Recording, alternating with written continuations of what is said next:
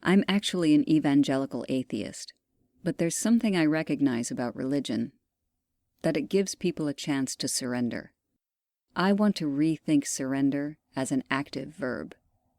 Brian Eno.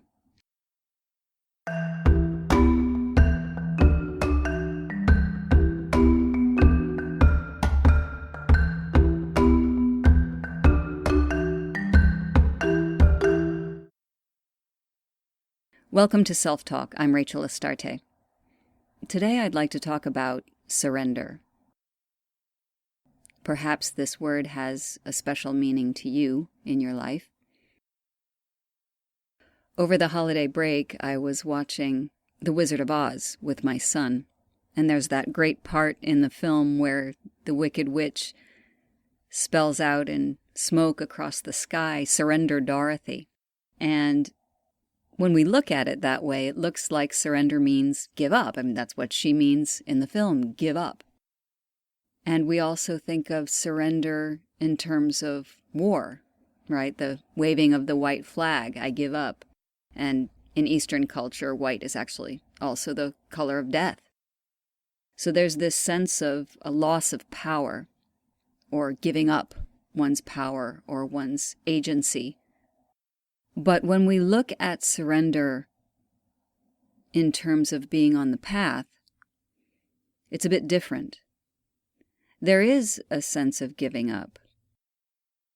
You're giving up control, the control that the ego forces upon us, trying to manipulate our lives in some way, whether it's trying to change how we interact with people or they interact with us. We may try to manipulate our careers, our livelihoods, even traffic or our diet. And perhaps surrender also can mean a sense of letting go to whatever is. Whatever the universe has in store for me, I just surrender to it. So when we look at surrender in that way, we have to ask, to whom are you surrendering? Is it God, the Great Spirit, the universe? Which higher power are you giving yourself over to? Well, there's a danger in looking at it this way.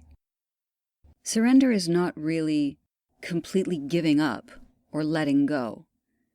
This leads to what the I Ching calls a nihilistic quietude. So when we think about surrendering to God or Great Spirit or the universe, let's not forget that God and Great Spirit and the universe are all part of you, as you are a part of it. So perhaps a better way of approaching surrender is to think of it as a release of ego to the power of your highest self. That's the higher power. Your connection to the universe, your connection to God. Bring light to the true essence of primal unified awareness. Again, that's from the I Ching. That which you possessed at birth before human conditioning took hold.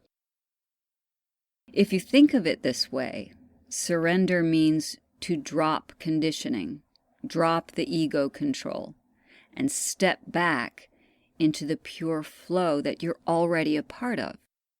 So then surrender becomes quite active rather than passive. You give up, yes, but you give up manipulation of your life and actively engage in your natural collaboration with Source, with Spirit, with your highest self. So what does that look like practically?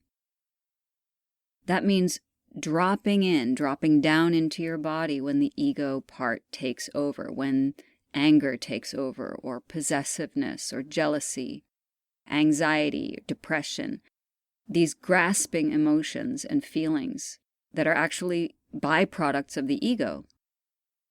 You can recognize them just by the feelings in your body that are associated with those emotions or those states of mind. When your stomach aches, or you have a headache, or that chest tightening, or even your throat constricting. This is why practicing that grounding meditation that we talked about many times in this podcast is so helpful. Starting with grounding yourself by feeling your feet and taking those 3 deep breaths in through your nose, hold for 3 seconds, out through your mouth, dropping into the body and seeing how it feels. What is it trying to tell you? That practice is immensely helpful. So when you become aware of that discomfort, however it manifests itself throughout your day, drop in. Notice. Allow whatever it is you're feeling to have its voice. Do this with loving acceptance. The surrender, then, becomes a prayer for alignment with your highest self.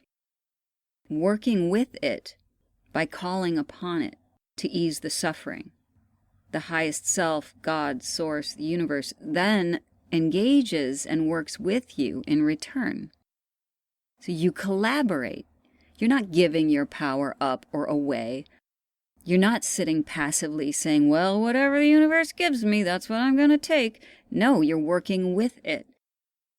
Surrender means to actively step back into alignment by releasing that ego grasping, that manipulation.